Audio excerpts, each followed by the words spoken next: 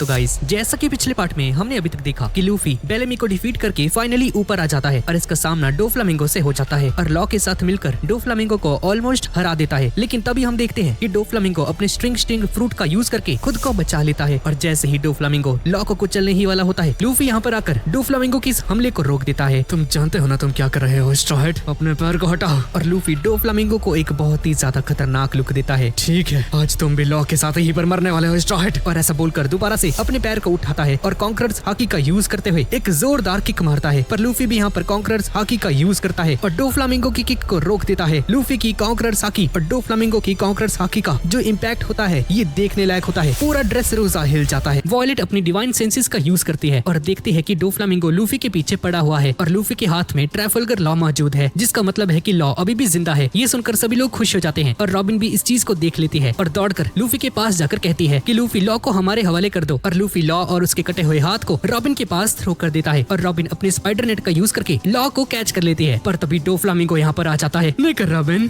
तुम्हारे पास जो आदमी है उससे मेरा एक पुराना हिसाब बाकी है जिससे कि मुझे इस वक्त बराबर करना है। और ऐसा बोलकर डोफ्लामिंगो लॉ पर हमला करने के लिए आगे बढ़ता है। डोफ्लामिंगो, तुम्हारा मुकाबला मुझसे है। पर डोफ्लामिंगो लूफी की बात नहीं सुनता है और बुलेट स्ट्रिंग का यूज करके हमला कर देता है लॉ के ऊपर। और लूफी भी अपने पैर से डोफ्लामिंगो पर एक जोरदार किक मारता है, लेकिन डोफ्लामिंगो इसके अटैक को रोक लेता है पर गोली चल जाती है। रॉबिन भी बुरी तरह से शॉक्ड रह जाती है। लूफी भी शॉक्ड रह जाता है और बुलेट स्ट्रिंग्स तेजी से लॉ की तरफ आगे बढ़ रही होती हैं और अब इन्हें समझ में नहीं आता कि इन्हें करना क्या चाहिए और लॉ को बचाने के लिए यहाँ पर कोई भी मौजूद नहीं है। लूफी भी हैरान हो जाता है कि तभी हम देखते हैं कि बिजली की स्पीड से अचानक से कैवेंडिश यहाँ पर आ जाता है और आते साथ ही अपने पियर्सिंग मेटल का यूज करके डोफ्लामिंगो के उन सभी स्ट्रिंग्स को बहुत ही कूल तरीके से काट डालता है। मुझे माफ करना, मैं अब तक सो रहा था। निको रॉबिन, साले स्ट्रॉ हैट, तुम कर क्या रहे हो? तुम्हें तो अब तक इसकी बैंड बजाकर रख देनी चाहिए थी। कैबिज, यहाँ से सभी को लेकर जाओ प्लीज। साले, तेरी हिम्मत कैसी मुझसे इस तरह से बात करने की? हाँ, और भला मैं तुम्हारी बातें क्यों मानूंगा? मैं डोफ्लामिंगो पर एक बार हमला जरूर करूंगा। लेकिन लूफी बहुत ही सीरियस लुक के साथ कैवेंडिश से कहता है कि मैं अब सब कुछ तुम पर छोड़ रहा हूँ, जिस पर कैवेंडिश भी अब कुछ नहीं कह पाता है और चुप हो जाता है। स्ट्रॉ हैट्स ने मुझसे रिक्वेस्ट की है, इसका मतलब है कि ये लोग मुझ पर भरोसा करते हैं। भरोसा मतलब की पॉपुलैरिटी। और इसका चेहरा चमक उठता है और दोबारा से अपने ख्याली पुलाव बनाना शुरू कर देता है। और रॉबिन भी बहुत ही स्ट्रेंज निगाहों से कैवेंडिश को घूर रही होती है कि वही क्या हरकतें कर रहा है और एक ख्याली पुलाव इतने आगे बढ़ जाते हैं। अच्छा, तो स्ट्रॉ हैट असल में मेरा एक बहुत बड़ा फैन निकला। हाँ, अरे यार, मैं इतने लॉयल फैन की रिक्वेस्ट को आखिर कैसे नकार सकता हूँ? निको रॉबिन, जल्दी चलो, हमें बार्टोलोमियो के पास जाना चाहिए। हम उसकी पावर्स का यूज करके अभी भी लड़ सकते हैं। और कीरोस लॉ की हालत को देखकर लियो से कहता है कि क्या तुम इसके बारे में कुछ कर सकते हो क्या? जिस पर लियो मना कर देता है। लेकिन इसी मौके पर प्रिंसेस मेंशुरी यहाँ पर आ जाती है। मैं इसे हील कर सकती हूँ अपने हील डेविल फ्रूट की पावर का यूज करके। ये तो बहुत ही अच्छा हो जाएगा, पर जैसा कि लूसी ने कहा है, हमें जल्द से जल्द यहाँ से निकलना होगा। और कैवेंडिश बार्टोलोमियो से हेल्प मांगने के लिए जाता है, लेकिन अपना बार्टोलोमियो तो अलग ही दुनिया में होता है, जहाँ पर जोरो के द्वारा पिकअप पर किए गए उस कमाल के हमले को देखकर अभी भी खुशी के आंसू बहा रहा था। लेकिन तभी कैवेंडिश यहाँ पर आकर इस पर भड़कते हुए कहता है, अबे ओ, जल्दी सीढ़ियाँ बना दे हमारे लिए। निको रॉबिन और बाकी सभी को नीचे उतरना है। ये सुनकर बार्टोलोमियो मान जाता है और यहाँ पर पूरे ड्रेसरोसा में बर्ड केज पूरे तरीके से श्रिंक होना शुरू हो चुका है, जिसकी वजह से हम देखते हैं कि सभी लोग बहुत ज्यादा पैनिक कर जाते हैं। लोगों को समझ में नहीं आता है कि आखिर अब इन्हें क्या करना चाहिए। इसके बाद हम वापस से डोफ्लामिंगो और लूफी की फाइट को देखते हैं। स्ट्रॉ हैट, मुझे लगता है कि मुझे लॉ का खेल जल्द से जल्द खत्म कर देना चाहिए। हाँ ठीक है, अगर तुम उसे मारना ही चाहते हो तो जल्द से जल्द मुझे अपने रास्ते से हटा दो, उसके बाद तुम उसका काम तमाम कर सकते हो। लेकिन मैं तुम्हें बता देना चाहता हूँ, ये काम इतना भी आसान नहीं होने वाला है, क्योंकि लॉ ने जो हमले तुम पर किए हैं डोफ्लामिंगो, मैं उन्हें जाया होने नहीं दूंगा। और लूफी अपने बहुत सारे हमले डोफ्लामिंगो पर कर देता है, इंक्लूडिंग अपना सबसे ज्यादा पावरफुल अटैक बजूका भी कर देता है। पर डोफ्लामिंगो बहुत ज्यादा चालाक होता है, इसके हर एक हमले से बच जाता है। मानना तो पड़ेगा स्ट्रॉ हैट, तुम्हारे पास तेजी तो है, पर तुम अपना वजन लेकर कहाँ जाओगे? हाँ। और डोफ्लामिंगो भी काउंटर अटैक कर देता है और एक स्पेशल अटैक का यूज करके लूफी पर अटैक कर देता है, पर लूफी बहुत इजीली इसके सभी हमलों से डॉज करता जाता है। क्या तुम जानते हो स्ट्रॉ हैट, मैंने तुम पर उस समय से नजर रखी हुई है जब तुमने क्रोकोडाइल को हराया था। मैं तब से ही तुम्हारे नाम को फॉलो करते हुए आ रहा हूँ, जिसके बाद तुम मुझे मरीन फोर्ड में भी नजर आए और अब तुम यहाँ तक आ चुके हो। हाँ, कमाल की बात है कि तुम अब तक मेरे सामने टिक गए, पर अफसोस की बात है तुम्हारा सारा लक आज यहाँ पर खत्म हो जाएगा। और ये कहते साथ ही लूफी पर एक जोरदार किक से हमला करता है, जिससे कि लूफी एक वॉल से जाकर टकरा जाता है। लूफी बहुत ज्यादा वीक लग रहा था, पर जिस मोमेंट का मुझे और आप सभी को इंतजार था उसका यूज लूफी अब तक इसलिए नहीं कर रहा है क्योंकि यहाँ पर मौजूद सभी लोगों के इवैक्यूएट होने का इंतजार कर रहा है, ताकि फ्री होकर डोफ्लामिंगो का सामना कर सके। और यहाँ पर कैवेंडिश की बाहों में इस वक्त लॉ मौजूद था, लेकिन तभी लॉ इसे रोकते हुए कहता है, मुझे नीचे उतार दो। ये सुनकर रॉबिन और कैवेंडिश शॉक्ड रह जाते हैं। जब मैं 13 साल का था तब से आज तक बस डोफ्लामिंगो को मारने की ही प्लानिंग कर रहा हूँ। मैंने वो सब कुछ किया जो कि मैं उसे मारने के लिए कर सकता था, और अब मैंने स्ट्रॉ हैट लूफी के हाथों में उसे छोड़ दिया है। लेकिन मैं चाहता हूँ कि जब वो इस काम को कर रहा हो मैं इस चीज को विटनेस करूँ। मैं स्ट्रॉ हैट लूफी को जीतते हुए देखना चाहता हूँ, और अगर आज स्ट्रॉ हैट लूफी लूफी यहाँ पर हार जाता है तो मैं उसी के साथ यहाँ पर मरना चाहता हूँ। रॉबिन और केविंडिश भी इसकी बात को बहुत सीरियस होकर सुन रहे थे। केविंडिश भी अच्छे से समझ जाता है कि यहाँ पर जो लॉकी डोफ्लामिंगो के साथ दुश्मनी है ये बस वॉरलॉर्ड वर्सेस वॉरलॉर्ड की नहीं है, और यहाँ पर डोफ्लामिंगो और लूफी एक दूसरे के साथ बहुत ही खतरनाक तरीके से लड़ रहे होते हैं। इनके हर एक अटैक में कॉन्कर्स हाकी का क्लैश देखने को मिलता है। लूफी एक जोरदार किक से हमला करता है जिससे डोफ्लामिंगो भी अपनी ही किक का यूज करके रोक लेता है, और इसके बाद जो हाकी का क्लैश यहाँ पर होता है उससे पूरा ड्रेस रोजा गूंज उठता है। और यहाँ पर हम लॉ को देखते हैं जो कि केविंडिश से कहता है कि वो मैं ही हूँ जिसने स्ट्रॉ हैट को इस बैटल में घसीटा है, इसलिए मैं यहाँ पर रहकर आखिरी पल तक उसे देखना चाहता हूँ। नहीं, ऐसा नहीं है लॉ, जब तो कैप्टन के बीच में अलायंस होती है तो दोनों ही हर चीज के बराबर के जिम्मेदार होते हैं। अगर आज यहाँ पर लूफी आया है तो अपनी मर्जी से आया है, और अभी वो अगर डोफ्लामिंगो के साथ लड़ रहा है तो अपनी मर्जी से लड़ रहा है। तुमने उसे नहीं घसीटा। पर लॉ किसी की बात नहीं मानता है और केविंडिश इसे कहता है कि प्लीज मुझे यहीं पर छोड़ दो। लॉ की आंखों में एक अलग ही चमक और अलग ही डेस्परेशन नजर आ रही थी जो कि केविंडिश समझ जाता है और लॉ को जमीन पर लेटा देता है, जिसके साथ यहीं पर रुक जाता है और कहता है कि निक और रॉबिन तुम आगे जाओ, मैं लॉ के साथ यहीं पर रुककर इसकी रक्षा करूंगा, और अगर मौत यहाँ पर आती है तो उसे सबसे पहले मुझसे होकर गुजरना होगा। और रॉबिन जब यहाँ से जाने वाली होती है तो केविंडिश अपना केप उतार कर इसे दे देता है, और यहाँ पर हम जोरो और बाकी सभी को देखते हैं। किसी को भी इस वक्त समझ में नहीं आ रहा था कि आखिर इस बर्ड केज को कैसे रोका जाए। सभी लोग पैनिक कर जाते हैं, और इसी दौरान जोरो को एक आइडिया आता है और दौड़ते हुए यहाँ से जाने लगता है, जो देखकर सभी लोग इसे फॉलो करते हैं। तुम सभी लोग जल्दी से मुझे फॉलो करो, मेरे पास एक आइडिया है। और यहाँ पर लूफी को बहुत ज्यादा गुस्सा आ जाता है और मिंगो कहते हुए डोफ्लामिंगो पर टूट पड़ता है, पर इस डोफ्लामिंगो ढीठ पर कोई भी असर नहीं होता है। डोफ्लामिंगो भी अपने स्ट्रिंग्स की ताकत का यूज करके लूफी पर एक के बाद एक अटैक्स करता है, जिसको डॉज करते हुए लूफी यहाँ पर सेकंड गियर का यूज करता है और रेड हॉक अटैक डोफ्लामिंगो पर कर देता है, जिसका इम्पैक्ट सभी को नजर आता है। और केविंडिश और लॉ की नजर भी यहीं पर टिकी रहती है, और इसी मोमेंट पर हम देखते हैं कि डोफ्लामिंगो के ऊपर इस अटैक का कोई भी असर नहीं होता है, जो देखकर लूफी का दिमाग खिसक जाता है कि इतना ज्यादा खतरनाक हमला किसी भी काम नहीं आया है, और थर्ड गियर को एक्टिवेट कर देता है और हवा में जंप लगाता है। गम ग्रिजलिंग मैग्मा नाम का अटैक यूज कर देता है, लेकिन डोफ्लामिंगो इसे भी बहुत आसानी से हैंडल कर लेता है और घुमा के एक जोरदार किक लूफी के पेट में जड़ देता है, जिससे कि लूफी दूर जाकर गिरता है।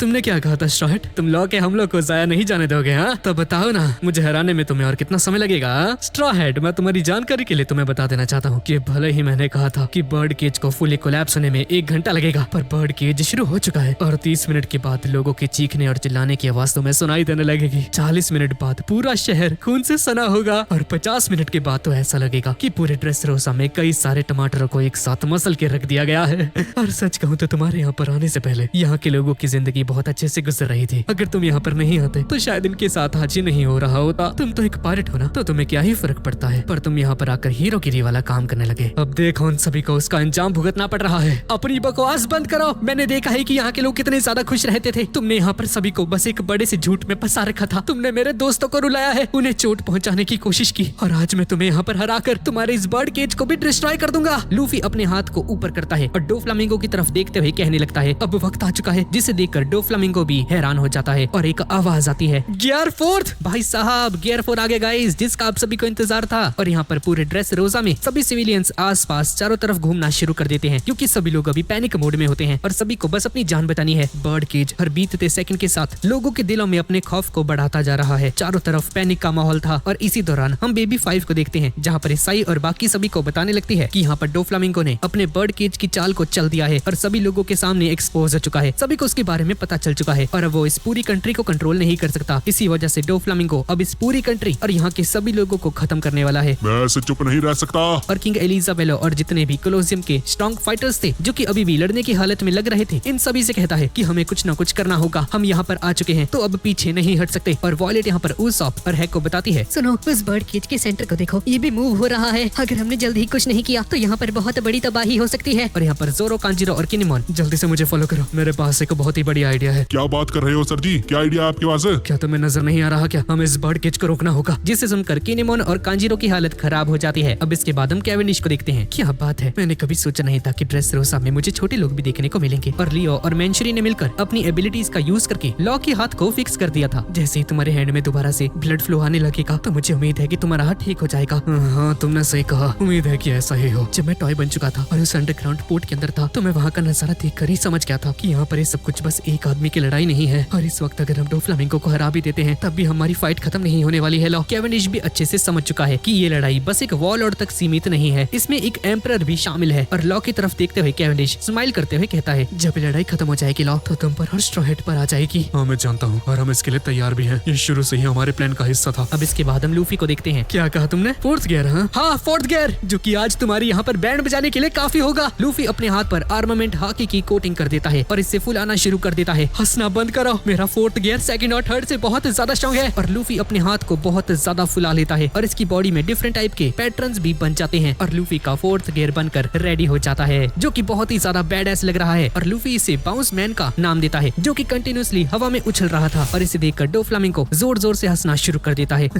स्ट्रॉ हैट, तुम 2 मिनट के लिए भी सीरियस नहीं हो सकते क्या? तुमने बस अपने शरीर को फुला लिया है।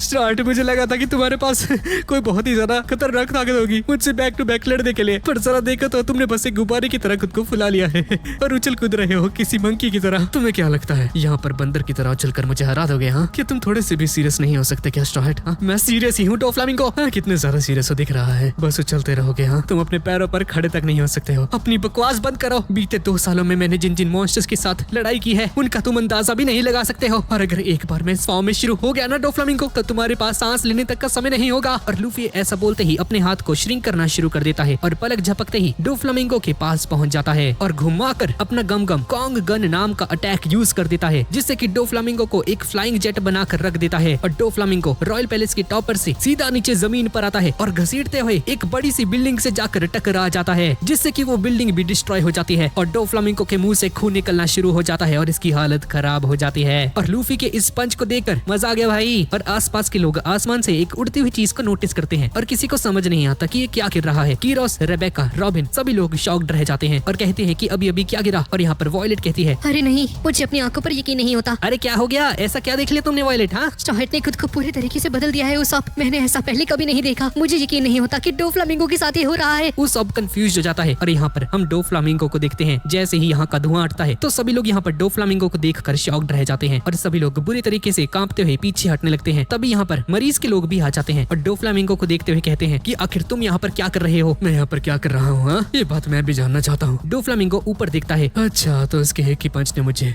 नीचे जमीन पर लाकर पटक दिया है। हाँ। और तभी लूफी उड़ते हुए इसके सामने आने लगता है। अच्छा, तो ये अपनी इलास्टिक की ताकत का यूज करके खुद को हवा में ऐसे उड़ा पा रहा है। और लूफी जैसे जैसे इसके करीब आ रहा होता है इसका माथा सिकुड़ना शुरू हो जाता है और अपने ओवरहिट अटैक को यूज करके लूफी पर हमला कर देता है। पर लूफी इसके हमले से डॉज कर जाता है। पर तभी सेकंड्स में ही हम देखते हैं कि लूफी ठीक इसके सामने आ जाता है और इसके फेस पर एक जोरदार किक मार के इसे दीवार से सटा देता है। डोफ्लामिंगो के मुंह का कचुम्बर बना देता है। सारे ड्रेस रोजा की नजर लूफी पर टिक जाती है, क्योंकि लूफी लगातार डोफ्लामिंगो को किसी गंदे कपड़े की तरह धोता जा रहा था। और ड्रेस रोजा के लोग कहते हैं कि आखिर ये कौन है जो कि इतना ज्यादा स्ट्रॉन्ग है कि डोफ्लामिंगो को रिएक्ट करने तक का मौका नहीं दे रहा है। तभी डोफ्लामिंगो और लूफी दोनों हवा में जंप लगाते हैं और डोफ्लामिंगो आर्मामेंट हाकी की कोटिंग करके लूफी पर पंच कर देता है। पर लूफी की हाकी इस वक्त इस हद तक स्ट्रॉन्ग होती है कि इसके अटैक से इसका हाथ तक मुड़ जाता है। मैंने तुमसे कहा था ना डोफ्लामिंगो, एक बार मैंने फोर्थ गियर को यूज कर दिया तो तुम मेरा सामना नहीं कर पाओगे। और लूफी फाइनली अपना लास्ट अटैक प्रिपेयर करते हुए कहता है कि इसके बाद तुम नहीं बच सकते डोफ्लामिंगो। और लूफी अपने आर्म को स्ट्रेच करके गम गम पाइथन अटैक यूज कर देता है। और तभी लूफी का हाथ स्ट्रेच होने लगता है कि तभी डोफ्लामिंगो इसके अटैक से डॉज करके लूफी के पास आकर इसके पेट में एक जोरदार किक मार देता है। लेकिन लूफी की बॉडी किसी रबर के माफिक स्ट्रेच होने लगती है। ये देखकर डोफ्लामिंगो अपने मन में कहता है, हालांकि इसने अपनी बॉडी पर आर्मामेंट हाकी की कोटिंग की हुई है पर इसकी बॉडी अभी भी रबर की तरह ही सॉफ्ट है। डोफ्लामिंगो, तुम्हें क्या लगता है तुम्हारे इस हमलों से मुझे कुछ हो जाएगा? ये तुम्हारी गलतफहमी है। और एक जोरदार धक्का देते हुए कहता है, ऐसा कभी नहीं होगा। डोफ्लामिंगो यहाँ से एस्केप करने लगता है, जिसे देखकर लूफी अपने आर्म को स्ट्रेच करने लगता है और इसके आर्म को ऐसे स्ट्रेच करता हुआ देखकर डोफ्लामिंगो कहता है कि ये हाथ है या फिर कुछ और। डोफ्लामिंगो लूफी के हाथ को रोकने के लिए इस पर अटैक करता है, पर लूफी इस अटैक को ही डिस्ट्रॉय करते हुए एक जोरदार पंच डोफ्लामिंगो के मुंह पर जड़ देता है, जिससे कि डोफ्लामिंगो बेहोश हो जाता है और एक फ्लाइंग जेट की तरह उड़ना शुरू हो जाता है। और डोफ्लामिंगो को ऐसे हवा में पीटता हुआ देखकर नीचे खड़े ड्रेस रोजा के सभी लोग हैरान हो जाते हैं। चाहे सच में डोफ्लामिंगो है कि अरे क्या हम जो देख रहे हैं वो सच है क्या? अरे ये इंसान है कौन? ये तो बहुत ही ज्यादा ताकतवर है। हाँ, ये स्ट्रॉ हैट है। और सभी लोगों में एक नई उम्मीद जाग जाती है और सभी लोग मिलकर लूफी को चीयर अप करने लगते हैं। जिसके बाद डोफ्लामिंगो एक नहीं दो नहीं बल्कि 15 से 20 बिल्डिंग्स को डिस्ट्रॉय करते हुए उड़ता हुआ जाता है और सीधा वॉल से जाकर टकरा जाता है। यहाँ पर कैवेंडिश का मुंह खुला का खुला रह जाता है। क्या ये सच में स्ट्रॉ हैट लूफी है? हाँ, ये स्ट्रॉ हैट लूफी है। यकीन करना मुश्किल है, ये डोफ्लामिंगो को हरा पा रहा है। इसका मतलब ये बहुत ही ज्यादा स्ट्रॉन्ग होगा।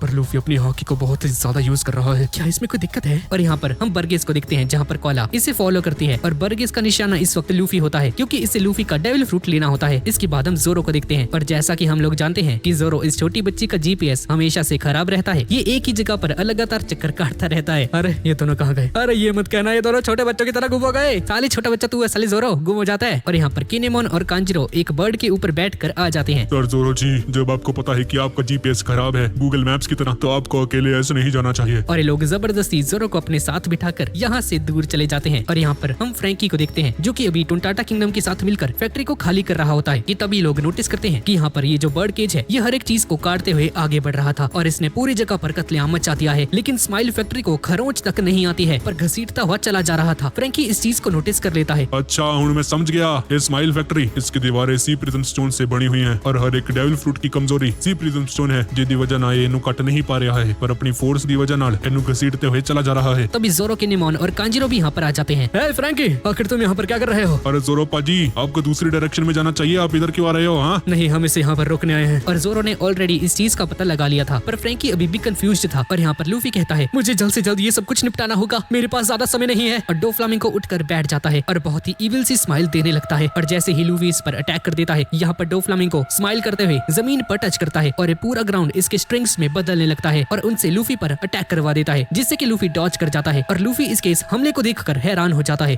ये क्या, आखिर तुमने इस कंट्री के साथ किया क्या है? इतने सारे स्ट्रिंग्स कहाँ से आ रहे हैं? स्ट्रॉ हैट, डेविल फ्रूट बस हमें ताकत ही नहीं देता है, जब तुम इसे इसकी लिमिट्स तक यूज कर लेते हो तो उसकी वजह से इसका एक और नया फॉर्म अनलॉक हो जाता है जिससे अवेकन कहा जाता है और ये रेयर केसेस में ही होता है। और इस वक्त मेरा डेविल फ्रूट अवेकन हो चुका है और अब मैं अपनी डेविल फ्रूट की अवेकन पावर का यूज करके तुम्हें हरा दूंगा क्योंकि अब मेरा डेविल फ्रूट अवेकन हो चुका है तो मैं अपने आसपास की हर एक चीज को सिर्फ छूते ही स्ट्रिंग्स में बदल सकता हूँ। और डोफ्लामिंगो ऐसा ही करता है और लूफी के साथ लड़ना शुरू कर देता है। लूफी इस पर हमला करने के लिए आगे बढ़ता है पर डोफ्लामिंगो अपने अवेकन्ड डेविल फ्रूट की ताकत का यूज करके लूफी पर चारों तरफ से हमला करना शुरू कर देता है जो कि लूफी के लिए बहुत ही ज्यादा इश्यू वाली बात हो जाती है क्योंकि अब इसे फाइट करने में दिक्कत आने लगती है। और साथ ही साथ अभी लूफी अपनी हॉकी का बहुत ज्यादा यूज कर रहा होता है जिस वजह से बहुत ही ज्यादा थकने लगता है। और यहाँ पर सभी ड्रेस रोजा के लोग चारों तरफ पैनिक की सिचुएशन आ जाती है और सभी लोग इस हद तक पैनिक कर जाते हैं कि अब कोई भी किसी की भी मदद नहीं कर रहा होता है। सब लोग बस अपनी जान बचाने के पीछे पड़े होते हैं। यहाँ पर हम एक छोटी बच्ची को भी देखते हैं जिसकी ग्रैंड माँ नीचे जमीन पर गिर जाती है। मेरी मदद करो। पर कोई भी इसकी हेल्प के लिए नहीं आता है। और साथ ही हम एक टूटे हुए हॉस्पिटल के बाहर देखते हैं जहाँ पर डॉक्टर्स सभी से हेल्प मांग रहे होते हैं क्योंकि पेशेंट्स अपने आप से नहीं चल सकते हैं पर सभी लोग बस अपनी अपनी जान की ही परवाह कर रहे होते हैं और हर एक चीज को पीछे छोड़ते जाते हैं। लोग पूरी तरह से सेल्फिश बन चुके थे और इंसानियत नाम की चीज इन सभी के बीच में से गायब हो चुकी थी। और अपने लोगों को इस हद तक निर्दयी होते हुए देखकर किंग रिकू को बहुत ही ज्यादा अफसोस होता है जिसके बाद आगे बढ़ता है और एक ट्रांसपोंडर स्नेल में खुद को इंट्रोड्यूस करते हुए कहता है मेरे प्यारे ड्रेसरोसा के वासियों,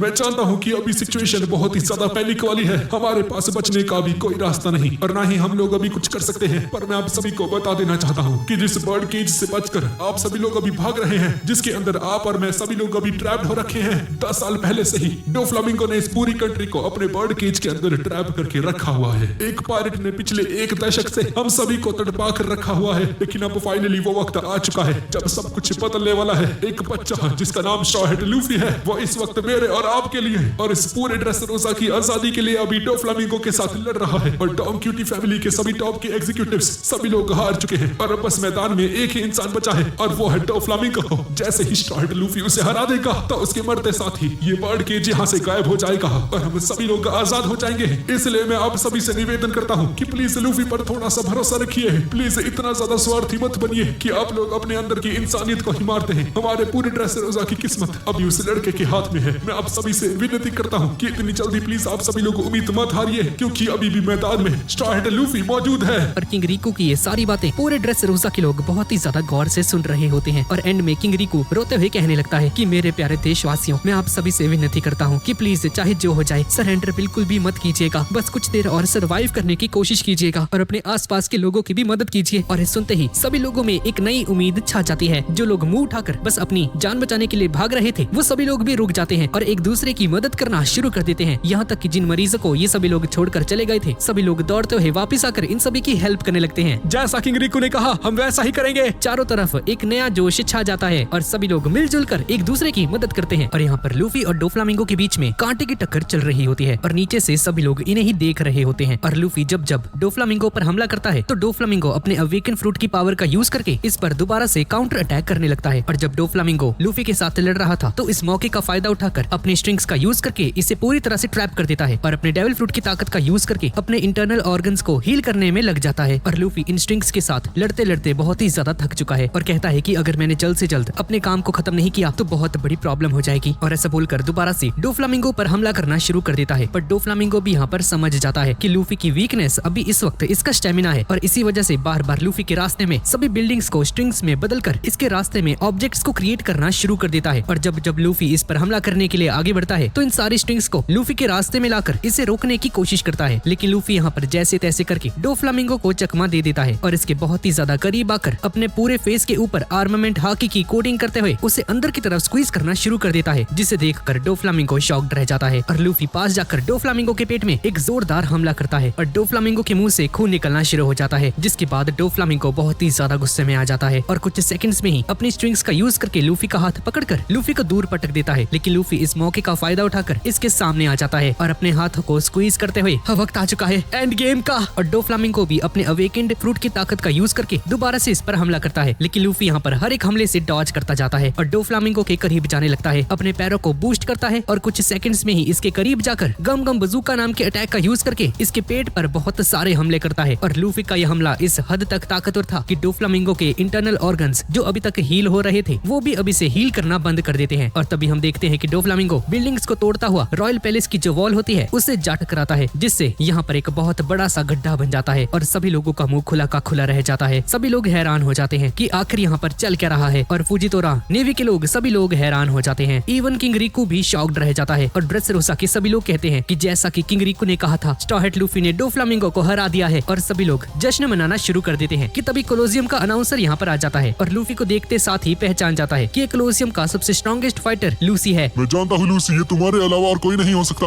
हे, क्या तुम सच में स्ट्रॉ हैट लूफी हो? हाँ, मैं स्ट्रॉ हैट लूफी हूँ। और सभी लोग इसके बाउंटी पोस्टर से इसके फेस को मैच करने की कोशिश करते हैं और कहते हैं कि पर ये तो इसके जैसा बिल्कुल नहीं लग रहा। और सभी लोग लूफी से जुड़े रूमर्स के बारे में बात करने लगते हैं कि मैंने सुना था कि वो तो 30 फुट लंबा चौड़ा है और किसी मॉन्स्टर्स के जैसा दिखता है। पर यहाँ पर लूफी को बॉल की तरह उछलते हुए देखकर उनमें से एक बंदा पूछता है कि आखिर तुम ऐसे उछल क्यों रहे हो? क्या तुम टिक नहीं सकते एक जगह पर? नहीं, मैं नहीं रुक सकता। और लूफी किसी क्रेजी बॉल की तरह जंप करते हुए आगे बढ़ जाता है और यहाँ पर कैवेंडिश लूफी के इस हमले को देखकर हक्का बक्का रह जाता है। कमाल की बात है स्ट्रॉ हैट, तुम तो मेरी सोच से भी ज्यादा स्ट्रॉन्ग निकले। और सभी को लगने लगता है कि लूफी ने डोफ्लामिंगो को हरा दिया है। लेकिन तभी लॉ की नजर बर्ड केज पर जाती है। नहीं, अभी भी मौत का खेल खत्म नहीं हुआ है। डोफ्लामिंगो अभी भी जिंदा है। लूफी भी बर्ड केज की तरफ देख रहा होता है और समझ जाता है कि डोफ्लामिंगो अभी भी हारा नहीं है, क्योंकि अगर ये हार जाता तो ये बर्ड केज यहाँ से गायब हो जाता। और लूफी बिना एक सेकंड की भी देरी किए हुए सीधा डोफ्लामिंगो की तरफ तेजी से आगे बढ़ना शुरू कर देता है। बस एक और पंच और तुम्हारा खेल खत्म। लूफी तेजी से इसके करीब पहुंच जाता है और अपने अटैक को प्रिपेयर कर लेता है। और जैसे ही इस पर अपने अटैक को लैंड करने वाला होता है कि तभी लूफी यहाँ पर रुक जाता है। लूफी की हार्ट बीट यहीं पर रुक जाती है और बिल्कुल फ्रीज हो जाता है। और तभी किसी हवा निकले हुए गुब्बारे की तरह तेजी से उड़ता हुआ नीचे जमीन पर जाकर गिर जाता है और लूफी अपनी नॉर्मल फॉर्म में आ जाता है, जिसे देखकर सभी लोग हैरान हो जाते हैं। और अपनी हाकी को इतना ज्यादा ओवर पावर यूज करने की वजह से लूफी पूरे तरीके से एग्जॉस्ट हो जाता है और जीसस बर्गेस इतनी ज्यादा हाइट से नीचे जंप करके लूफी की तरफ आगे बढ़ता है। स्ट्रॉ हैट, अब मेरे पास चांस है कि तुम्हारे डेविल फ्रूट को मैं चुरा सकता हूँ। और लूफी के करीब आ जाता है, जिसे देखकर सभी लोग शॉक्ड रह जाते हैं। Straw hat Luffy,